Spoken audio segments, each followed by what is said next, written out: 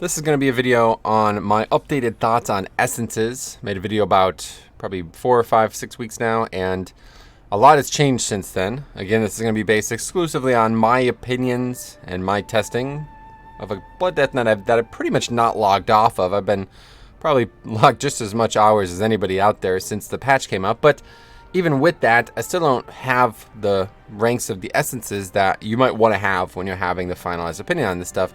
You know, next week I'm going to gain probably 3 more ranks, but the reason I'm making this video is because I get this question all the time. Like, I'm talking about, I always joke about this, but this is actually happening like 5, 6, 10 times a stream. What are my essences? Why am I using them? What do I think about said essence? So we're going to go through all of them. I have all 10 of them at least, and yeah, I think I've gotten a good understanding of where to use them. But I'm going to start with each one and go down the list, okay? But in case, you know, you heavily disagree, I would check out the Wowhead guide. I've spoken to the guy who's making it, and I think we're on the same page now.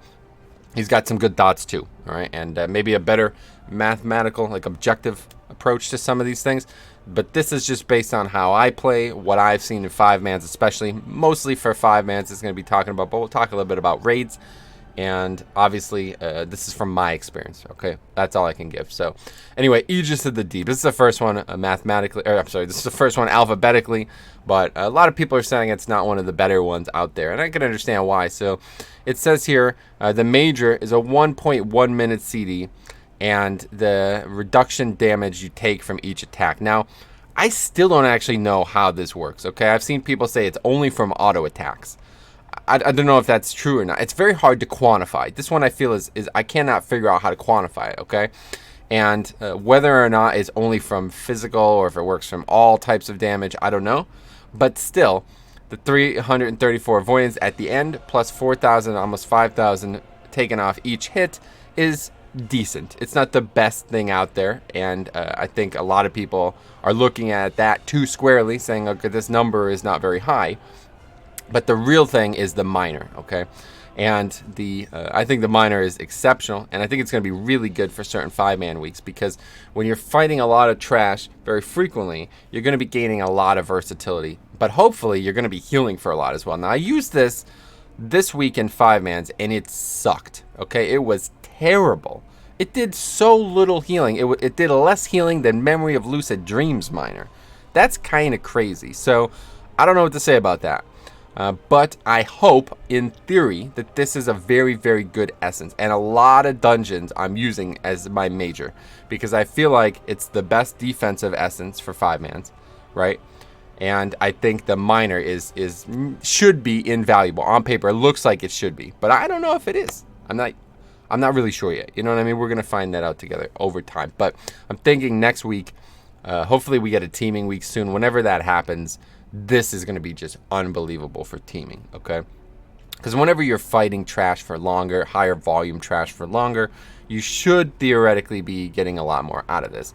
So anyway, let's keep moving. Memory of Lucid Dreams. This is the one that I talked about on the previous video falsely, okay? I said that it gave runic power, okay? It does not. It gives runes, okay? This is not nearly as good. If it gave runic power and you used a bone storm and you got 50 runic power back, it would be ridiculous. It's not really that good. But that being said, first of all, the major's useless. I can't see a reason to use the major. You don't use runes like this in your rotation. You know what I mean? People are saying it's good for DPS, but well, what am I going to just hit hard strike over and over and over again? That's not even that's not even our hardest damaging ability. So no thanks. But anyway, the minor is actually decent, okay? I don't really know. People are like saying like, oh, you don't get a lot of runes back, kind of just mathematically. I don't know. Like I said, that's not me. But what I have noticed is it does feel like the rotation is slightly smoother over the course of a long dungeon, especially as I kind of battle my stats right now. I'd like to have more haste than I do, but I'm kind of got to take the highest item level. So I'm kind of battling that. So it does feel like it's a little nice. But what is nice is this proc is actually pretty viable. It's up relatively often. It's about 20 to 30% uptime in some of my testing, some of my dungeons on stream. And the actual heal, like I said, is out healing Aegis of the Deep, which is supposed to freaking heal a lot. You know what I mean? So it's not bad. This is decent. I really like this. as a second minor, if there was a second minor unlocked. I think this is a really good one. All right, but we're going to go through all of them, and then I'm going to give my overall, okay? Nullification Dynamo. I have yet to find a use for the major. I don't see a purpose in it. As a Blood Death Knight, I have no use for it. All right? I don't know how instantly dispelling, removing anything, does it get rid of things that couldn't be dispelled? I have no idea. I've yet to use it. I cannot imagine a 2.3 minute magic reduction as a Blood Death Knight. Seems pointless, right? But the minor, and this is very important for rank 3, okay? So a lot of, like I said, you got to pay attention to what I have rank 3 and what I don't. Because if you don't have rank 3 for some of these, it's just the complete opposite. Like Aegis of the Deep, rank 3, it doesn't have the heal. Or rank 2 doesn't have the heal. You know what I mean? So you gotta be aware of this. I can't go through it all, though. The video would be an hour. But anyway, Nullification Dynamo Minor does a lot of damage, okay? Look back through my logs or something like that if you want. It was a lot of damage in Raid the other night. And I'm going to be, hopefully we're going to be starting Mythic, that first boss in Mythic, tons of magic damage. I think this minor is invaluable. I think this is probably the best minor in the game for any content where you're actually getting hit by magic frequently. If it's a dungeon like Freehold where there's almost no magic damage, I'm not going to take it, okay? If there's a raid boss where you're literally taking 0 magic damage, which is a couple of them, I'm not going to take it.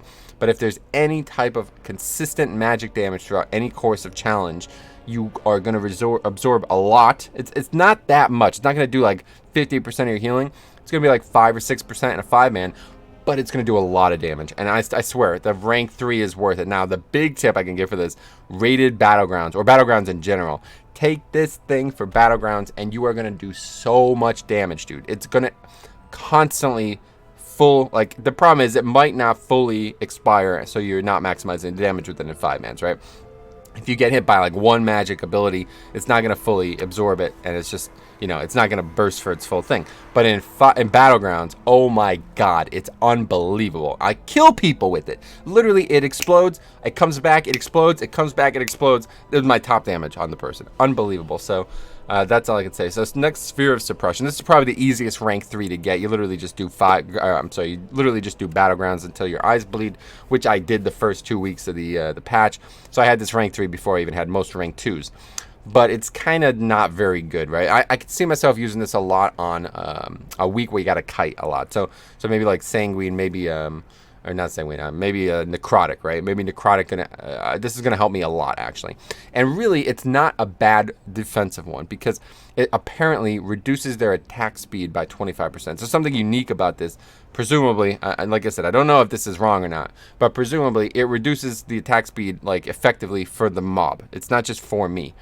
So, like, if my coat tank or, you know, somebody's getting hit by something that is dangerous and I use it, it's going to make them also take less damage effectively, right? So I don't know if there's much application for that. Maybe in raids, I doubt it in 5-mans much at all. But it's actually decent. Like if it's a very dangerous trash pack with a lot of mobs, one of the worst things about Blood DK is that initial swing, that big front load of melees does a lot of damage to us, and we have to struggle with globals, especially now that, you know, so many things are on the GCD for Blood DK. It's difficult to get through all that. So open with Sphere of Suppression. It's a huge, huge deal. But the nice thing about it is you get just constant haste. You're literally going to have haste the whole dungeon anytime you're getting hit. And you're going to have a movement speed boost the whole dungeon. That's a kind of a big deal for Blood DK. So I definitely like this one. It's kind of middle of the pack. Like, I don't really use it very often. But if I could just get some value out of the actual speed part of it, I'd say it's just better than Aegis of the Deep. And that would kind of supersede what I'm using for Major Minor right now. Anyway, Anima of Life and Death. I still don't have rank 3. Rank 3 should make this a lot better, especially the minor. But again, this is another one that I think people are just getting suckered into, man. Like, I don't really know. The damage on this seems like it could be very good. It's very good up front for just like, you look at it and oh my god, it did so much damage. But you have to maximize it with Vamp Blood, which I don't want to do. I don't want to be using Vamp Blood for offense, right? You know what I mean? And frankly, the defensive element is god-awful. And I don't really understand how. But when I use this, it does nothing for me. It shouldn't. It should do a lot. Look at the numbers on the screen. It should heal for a lot. But it doesn't. It heals for nothing. It's terrible. It helps me so little defensively that the only value I find in this is offense. And then I'm just sitting there like, well, if I'm going to use it, I better use Vamp Blood to make it as good as possible. And then I don't have Vamp Blood for actual dangerous stuff. You know what I mean? So it's like, not a big fan of this essence at all. A lot of people are circling on it, but it's just got to be only for offense, right? So the thing is, I don't think it's even the best offensive traits. I think there's two that are even better. But anyway, I do think that the Miner is actually going to be very interesting. I could see myself using, in the future, Aegis Miner and rank 3 Anima Miner in 2 and 3 here. And then whatever else in this one. And getting a lot of healing some weeks out of these two. Because, you know, this is going to give a lot of healing too. Heal for 2,000 blah, blah, blah every 5 seconds while maximum stacks of Anima of Life. Which you should get back to pretty frequently. The only problem with that is really inconsistent, because you're going to fall below 35% pretty often. Anytime you actually need healing, you know, you might fall below that. So anyway, Azeroth's Undying Gift. This is one that, you know, it's obvious, very clear how you're going to use this. It's a huge defensive CD. Do you need a huge defensive CD for 5 mans? I don't see why. I don't see why you would ever take this in 5 mans. It just seems bad compared to all the other essences. But in raids, this is extremely valuable. Anytime you have like any one of those mobs that like, or those bosses that kind of have that predictable big hit, this is unbelievable. It just patches such a big hole in Blood DK. It's kind of just like a rune tap type ability. It's actually very similar to rune tap now, especially at rank 3, because it's going to be a 40% reduction for only 2 seconds, and that's kind of the big deal. You really want to maximize those first 2 seconds. Otherwise, it's a 20% for 4 seconds at rank 2. So very good, but it takes a long time to get. It's going to be a while. It's going to be a while to get this. Now, Ripple in Space. This is one that I really want to get the rank 3 of, but I just kind of can't be asked with it, because I don't want to do what I have to do it, but I got to do it, okay? And I'm going to tell you what, this I think is one of the sleeper ones. I think a lot of people are falling asleep on this one, and I'm going to tell you why. First of all, the powers that be say you're never going to proc the passive without the major. I'm sorry, the minor. You're never going to proc the minor without the major. Like, that's actually like the words that are on the guide there. It says the major is used to proc the minor. This is not my experience, okay? In combat, obviously, we're not great at moving, okay? Like, if I'm actually fighting something, moving 25 yards within 4 seconds is very difficult for a Blood DK, okay? Maybe you get gripped, maybe you take a portal. Otherwise, it's not going to happen without a speed boost. But you have the speed boost. Like, what, you're just not going to use them? So what I'm getting out of this is massive, massive AoE damage. I mean, I think it's doing more damage than Anima of Life and Death. We tested it this weekend. It did do more damage than Anima of Life and Death on every use case. But it was doing 10s. Like, it doesn't offer as much as Anima of Life and Death defensively. So I don't see myself using it very often. But I do see myself using it a lot in Freehold, because I don't need Nullification Dynamo. So I could shift Aegis of the Deep to the Minor and then get a little bit more offense and overall power with Ripple in Space. So that's what I've been doing for Freehold. Very specific. But only that dungeon, because there's almost no magic needed. But the main thing here is pretty much every pack starting, you're going to have this up, right? Because unless you're just not moving, I mean, unless the pack's not 25 yards away from you, which I don't think is possible, you're going to proc this every time, right? And a lot of dungeons you could mount up. So anytime you're running from pack to pack, you're going to proc this. And maybe like just straight, like I haven't tested it, just straight running without any speed boost is not fast enough. 25 yards in 4 seconds. I don't know. But every time I've used this, it's always up at the start of a pack. And it only can occur once every 30 seconds. So that's perfect. So it's at the start of the pack, 707 strength for 20 seconds. That's perfect. It's like a pot. You know what I mean? A free potion, effectively. So I think this is a very, very, very good essence, but it pretty much is only for offense. If you're only looking for offense, big AoE damage with the major. And the thing I like about this is it's a 1-minute CD, so it's going to be up for every pack, effectively. And it could be very good on bosses that have multiple targets, like in Freehold. It's a perfect place to use it in Freehold. So I would really recommend using this in Freehold. Anyway, Crucible of Flame. There's not much to say about this. It's really good damage. That's it. I've never used it for anything but damage.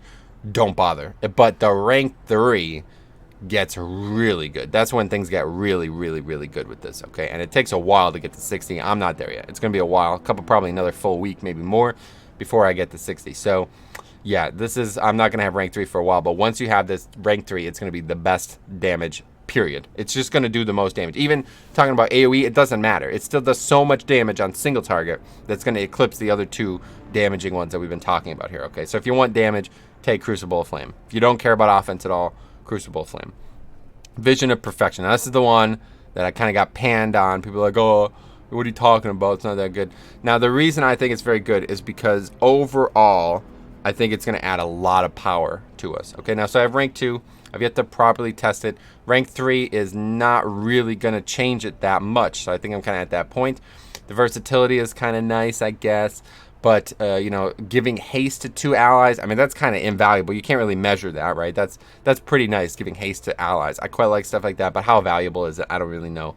But anyway, the actual effect of it for Vamp Blood is what we need to test. And I have not done this properly yet, okay? But now that I have rank 2, I'm going to do a dungeon with Red Thirst and Vision of Perfection.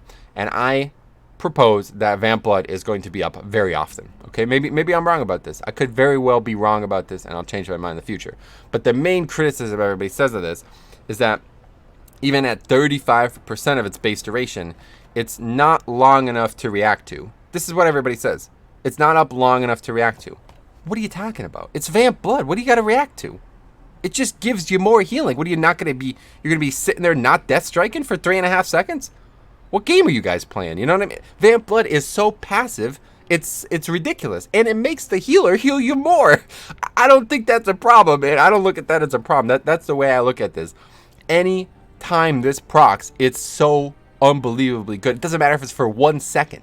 One tick of that hot is going to be double, you know, it's going to be so much better. It's just good. It's always good. But is it better than the other things? I guess that's kind of what people would say. Even whatever I say, it doesn't matter. It's not better than the other things. But I disagree. I think this is the best major and minor combo because it is going to give you an immediately strong presence in 5-mans. Vamp Blood is so valuable for trash. It's unbelievably valuable. So anytime you could get more of those for any difficult trash weeks, it's going to be really good. But again, is it better than everything else? I think that's the one thing that you could say I might be wrong about. So anyway, Worldvein Resonance. Now, historically, also, a lot of people were very hesitant to agree with me on what I said about this, but I'm going to say it again. I've used this a lot in 5-mans, and I never have stacks of this. There's too much movement in 5-mans, and even in raids, there's a lot of movement, man. I try to use it in Zakul, last week, and Heroic, and it just, even Ajara, you're just constantly moving. So it sounds good. The thing about this is, and why it's overpowered on the table, you know, on math, right? Is because if everybody uses it, there's just going to be shards everywhere. So it doesn't really matter as long as you're moving somewhere. You're not moving like 100 yards in a straight line. You're going to have shards there. But rank 3 is when it gets really good, and I still don't have that. The mission's almost done. I should have taken notice to actually reduce the time of the mission, but I didn't even notice how long it was. So I'll have rank 3 definitely soon. But rank 3 is going to help a lot because it's going to actually increase the time. You know, it's going to make things just better. Everything is going to get better about this. But the main problem here is that with a 5-man, I'm just moving too often. By the time 1 or 2 shards are out, we're moving on. You know what I mean? So I don't really see this very good in 5-mans at all. But in raids, I think it's extremely. I'd imagine it's extremely good in raids. And, you know, the thing that's cited here is that the actual primary stat is just really high. Like it's just kind of numerically tuned higher than a lot of the other essences. I think that's what everybody's saying. That it's just you're going to get so much stat from it that's just kind of tuned higher than every other essence. And they're proposing that it should be 100% uptime on 4 stacks because if everybody uses it, then that's how it's going to go. But first of all, I cannot get anybody to use it. I've yet to see a single person in 5-mans use it, and nobody in my raid seems interested. Like 3 or 4 people are like, oh, I guess I would use it. And I try to use it. We try to use it on Zakul because I figure versatility is good on a fight like that, right? We're taking a lot of damage. If everybody uses it, we'd reduce a lot of damage from the versatility too. I'm using it. I use the major on Zakul. I can never get 4 stacks. I think I had 4 stacks maybe for 10 seconds in the fight, and we had. But it's because I'm on the other side of the boss. You know what I mean? Like I can't be back there where all the melee are. It's not big enough radius. You know what I mean? So I don't know. Anyway, so I'm not seeing this for 5-mans. Just want to talk about that because a lot of people are saying that this is just the best one, period, and it's pretty much mandatory for a minor slot. And I'm not seeing it for 5-mans. I'm not getting any benefit from it for 4. It seems almost impossible to get 4 shards. Like I said, everybody else in the 5-man would have to use it, And when I use it, I'm the only person with it, so I don't know how to change that. I can't force people to use the essence, I guess, is the bigger problems. But if like 5 people in a 5-man all had the essence at rank 3, then it would probably be very, very good, right? I guess that's the case. Anyway, conflict and strife. Terrible. I don't think I'll ever use this. I'm going to get rank 2 next week, which I guess does make it a little bit better, but I think this is useless. And the miner's okay, but it's like the major's just terrible, right? So I can't see how the miner's better than any of the other ones. I mean, yeah, you're pretty much never going to become loss of control effect, maybe on like King's Rest last boss. There's some cases, but it's like so rare, and I don't know how fast it stacks up, but again, it's just less versatility than Worldvein Resonance, right? So I don't know. I don't think this is good at all. I think this is the worst essence for the game in the game. And especially, I'm just very upset that the minor, or that the major, is so useless for 5-mans. Like, 2 death grips in 5-mans is just terrible compared to some of the ones that the other classes got. But anyway, all right, so that's it. We've gone through every one now. What do I think?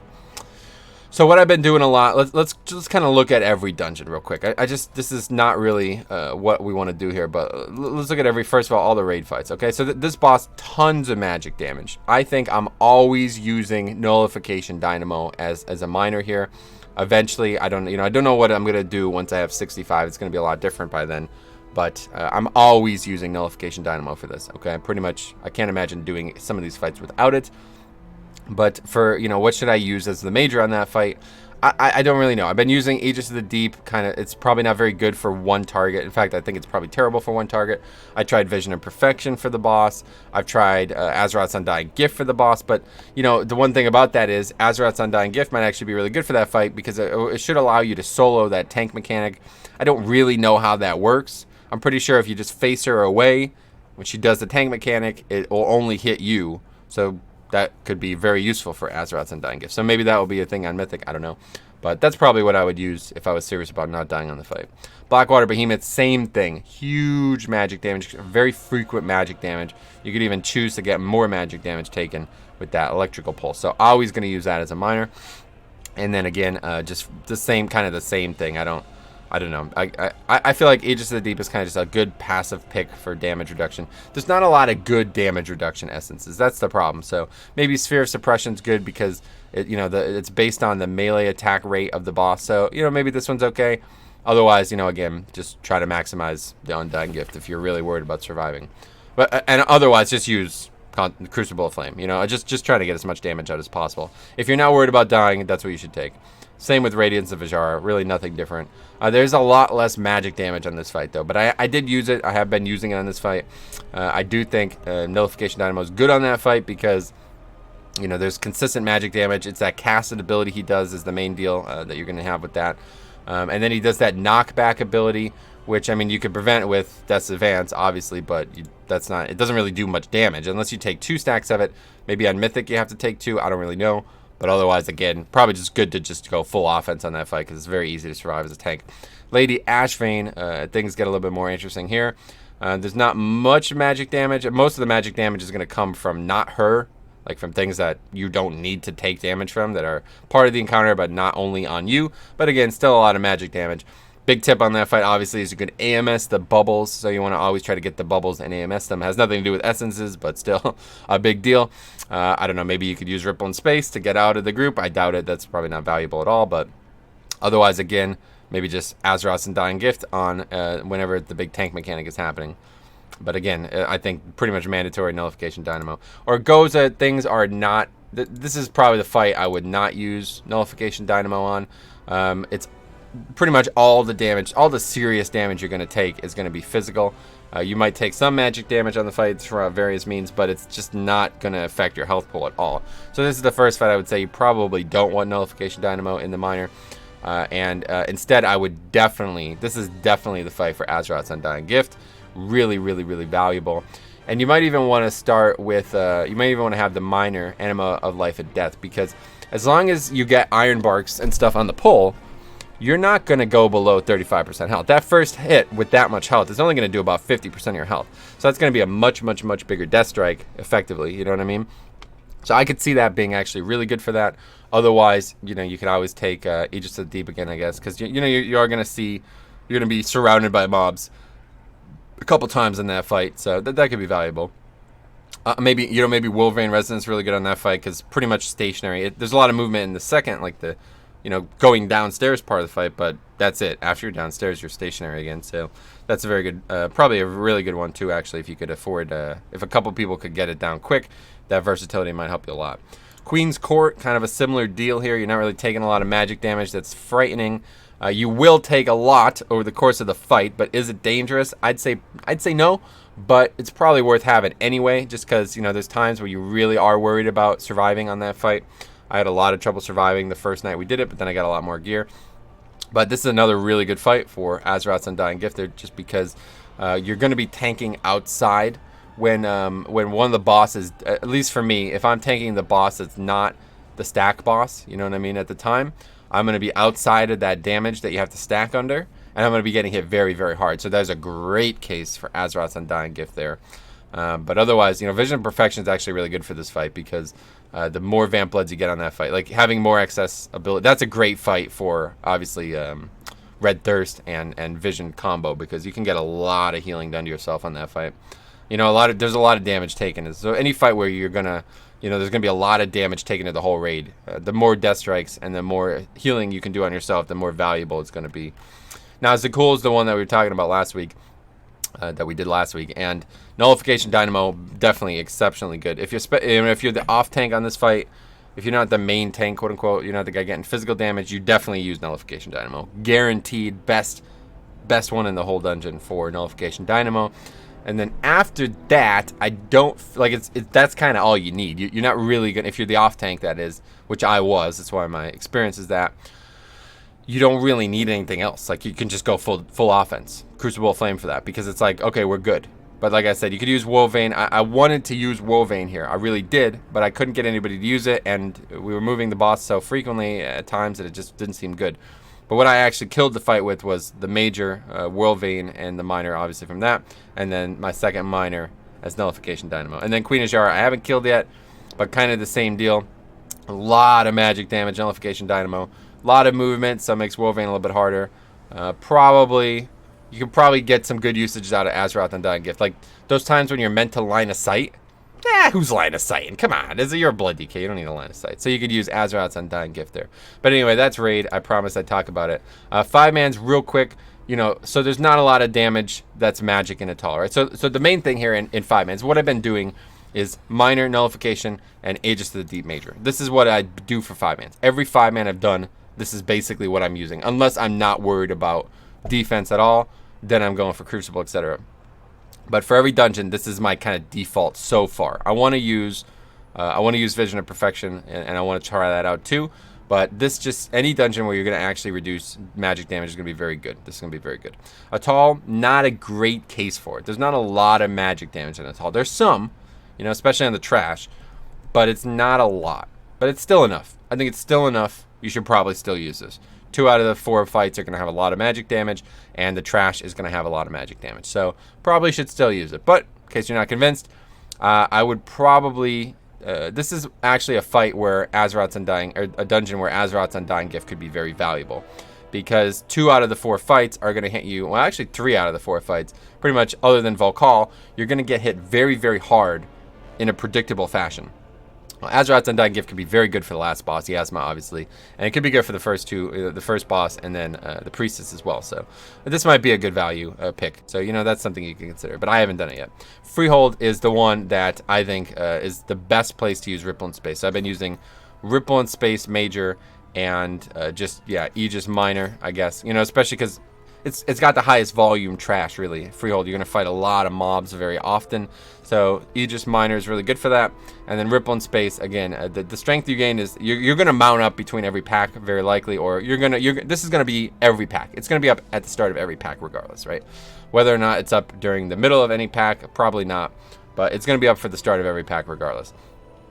And the damage it does is substantial. And you don't need any magic reduction. So I think this is the play in Freehold. This is what I've been doing. King's Rest next. Another one without a lot of magic, but I don't know. This is actually one that I could see myself using Azeroth's Undying Gift for, but it'd be only for the last boss. The last boss is the only one that you would be in danger that kind of you would need that kind of reduction, and it would be very good for the last boss. But again, it's kind of like taking rune tap in that dungeon. People did that. And it's like, well, you're taking it for a single boss. Is it worth it? You're not going to use it anywhere else. Is it worth it?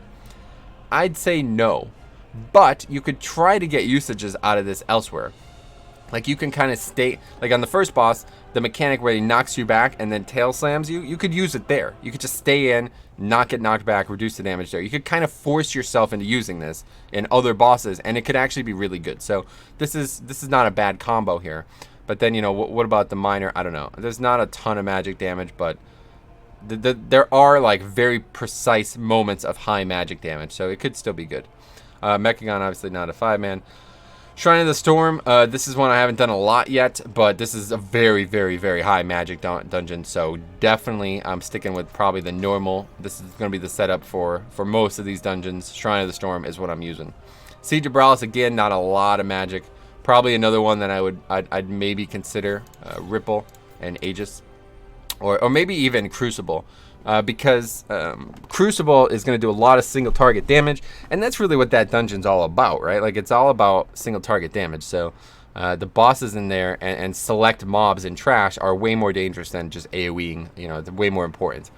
Cetralis, this is a ton of magic damage. Obviously, one of the probably the most notable magic damage dungeons for pretty much all 4 bosses. Just do a ton of magic damage. So definitely, this is a great one for the normal combo here. I don't know where it is.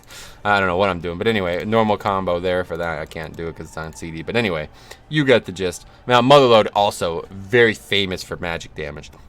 The last 2 bosses literally only do magic damage. I mean, you could get hit by things that do physical on the final boss, but the actual melee attacks are magic.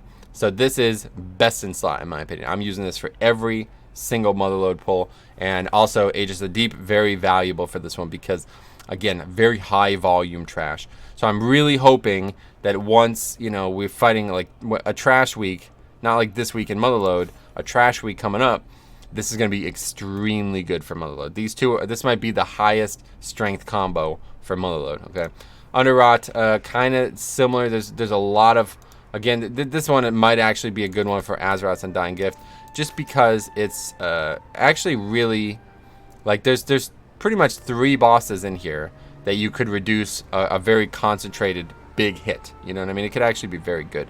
So I could see myself using this combo for this dungeon if I'm very scared of it. But yeah, otherwise, there's not a lot of danger in most of this dungeon. This dungeon's pretty easy for Blood DK, other than 1 or 2 packs. 1 or 2 trash packs. Most of the trash is very easy for Blood DK, and the bosses have become, you know, I've gotten good at them. I know how to do some of the mechanics very well, so I don't really worry about that one. Toldagor, though, on the other hand, is another one that you're not really going to take a lot of magic damage. You'd have to probably make a lot of mistakes to take a lot of magic damage in Toldagor outside of trash. I mean, trash does a little bit, but so this is another one where I think Ripple is very good. You have very little magic damage taken, and still very high volume trash you're going to fight. So I think this is another good one. Toldagor and Freehold are I'm probably going Ripple all day. But I might also consider Crucible as well, because the bosses in Toldagor are always scary to me. That last boss I just cannot stand. So yeah, I think Crucible might be a good pick for that too. And then Waycrest is another one, just a lot of magic damage. Pretty much all 4 bosses, or actually it's 5. Yeah, a lot of bosses are going to do a lot of magic, so probably just a normal setup there. That might actually be one where I could see, you know, Vision of Perfection being better. Very, very good. There's not a lot of volume in the trash in that dungeon, so we're not getting a lot out of Aegis as the major. So the setup would look like this.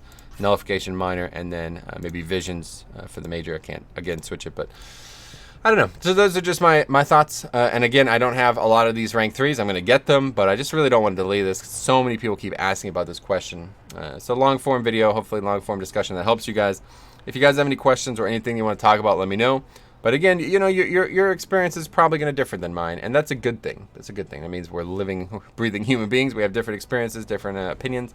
But if you do have, you know, feel free to give me some reasons why you think the way you do. You know what I mean? And but still, I think, you know, overall, this is a very, very good minor. I think I'm going to use this a lot. And I would really like Visions of Perfection to be a very good major, because I think it's going to help me a lot. And I definitely, again, I think, you know, the whole Vamp Blood discussion Whether or not it's valuable to proc it for 3.5 seconds or whatever, I think it is. I really do. I'm surprised to hear anybody doesn't. And it does surprise me to hear they say, like, you can't even react to it in time. You don't have to react to anything with Vamp Blood. You're already healing a ton, and it just makes you heal more. So, anyway, that's that. Thanks for watching. We'll see you in the next one.